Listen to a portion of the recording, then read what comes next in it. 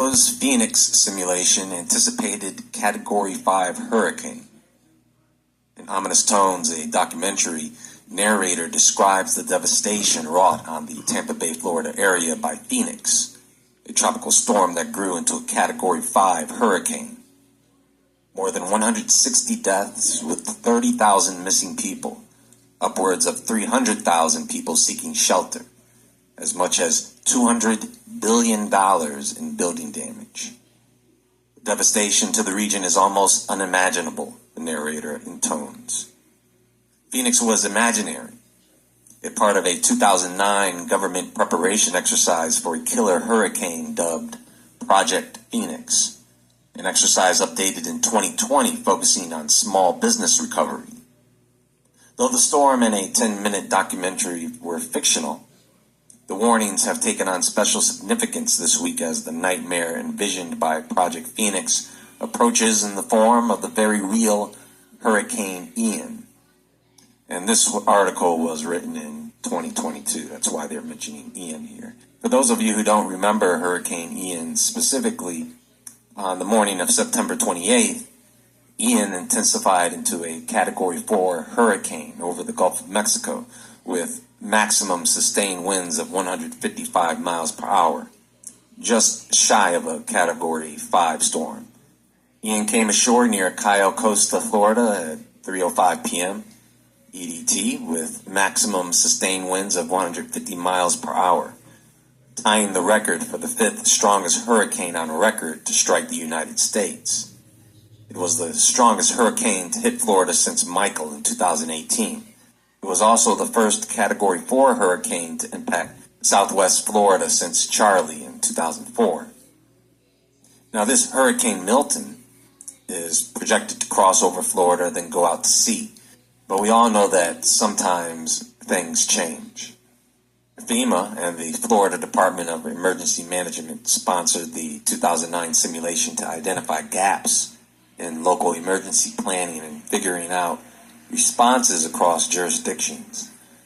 Randy DeShazo, Tampa Bay Regional Planning Council Chief of Staff, said Tuesday in an email. The tabletop exercise imagined a direct strike from a Category 5 hurricane. With help from WFLA TV, the project created a video combining simulated weather reports and archived video footage from other storms.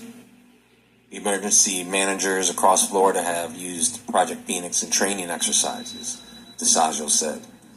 By identifying areas of hurricane prep weakness and building cooperation across jurisdictions, Phoenix was useful in strengthening regional muscle memory for emergency response that I think will prove itself in the wake of Ian, DeSaggio said.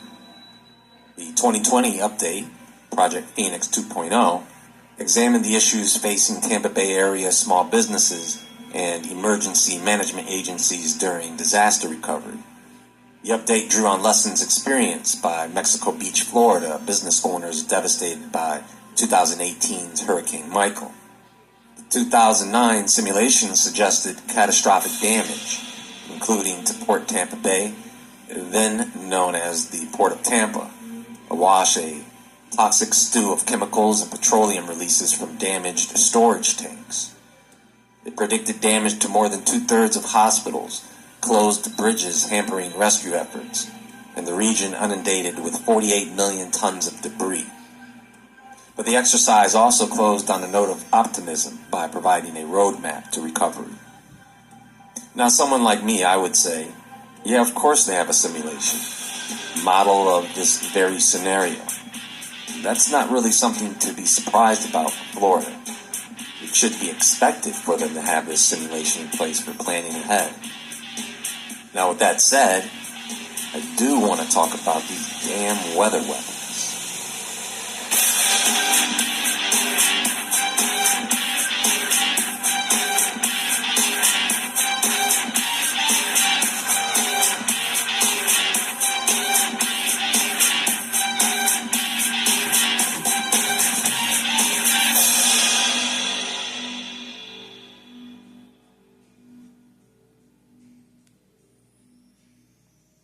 Today, I am giving you 3 reasons why telemobile might be the perfect carrier for you and your next cell phone plan. I'm Sherry, your telecom expert.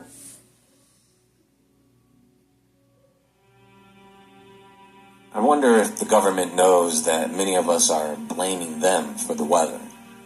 Do you think people in high positions of government... They know we blaming them for the weather because we know it's them.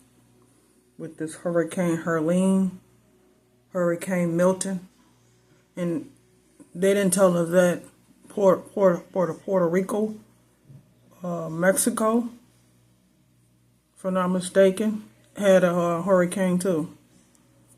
A tornado. They didn't tell us that, but it was on TikTok. We know that they're doing it, Israel. We know it's them. We know that it's them doing this because there's too many hurricanes like back to back to back to back. And then California had a wildfire. Another fire in California. So we know it's them doing this. We know it's them, Israel. Men are aware that many people think they are controlling the weather, but only the bad weather. None of us are waking up blaming the government for a bright sunny day. But this is not a conspiracy or a theory. They do indeed control and manipulate the weather. It's documented, it's explained, it's real. Now, if they can do that, why would they not propose to reduce hurricane strength? Could they, in some hypothetical cases, unintentionally move or intensify them? What if they did try and reduce the hurricane's strength, and what's coming is much weaker than it would have been originally? Then that would allow them to hide the true severity of the types of storms that should be brewing. What if this whole time, what they have been doing is allowing a disaster to get to a certain level, and from our perspective, it appears like a great disaster. Many people die, people go homeless, lose everything. But in reality, they took what could potentially be a hypothetical category. And that's only because they don't care. They don't care that the fact that our people are losing everything that they worked so hard for. They don't care. Because it's not them. 7 and reduced it to a category 5 or 4. Does that make sense? Wouldn't that allow them to hide what is truly happening with the earth? They actually tried to do this with Project Storm Fury back in the 60s up into the 80s. It was a weather modification experiment designed to weaken hurricanes by seeding their clouds with silver iodide. This wasn't a simulation. There were real-world interventions to modify storms to reduce their intensity. But the project was discontinued after it was found that the results were inconclusive and that hurricanes weren't effective. Even before that, in the late 40s, they had Project Cirrus, which was one of the first weather modification experiments aimed at hurricanes. This was an effort by the U.S. Army Signal Corps and the Office of Naval Research and General Electric, which they aimed to weaken hurricanes by cloud seeding. In 1947, they seeded a hurricane off the coast of Georgia with dry ice in an attempt to alter its structure. But instead of weakening, the hurricane unexpectedly changed direction and made landfall near Savannah, Georgia. This led to legal concerns, and the project was halted. Then there was HAMP, which was the Hurricane Aerosol and Microphysics Program from 2008 to 2013, which was a research initiative funded by the U.S. Department of Homeland Security and NOAA. It explored whether injecting aerosols into hurricanes could disrupt their formation and intensity. Researchers explored the effects of aerosols on cloud microphysics to see if it could reduce the intensity of storms. And HAMP used advanced simulations to model these interactions, but it didn't result in any active attempts to modify hurricanes in real life. Or that's what they tell us at least.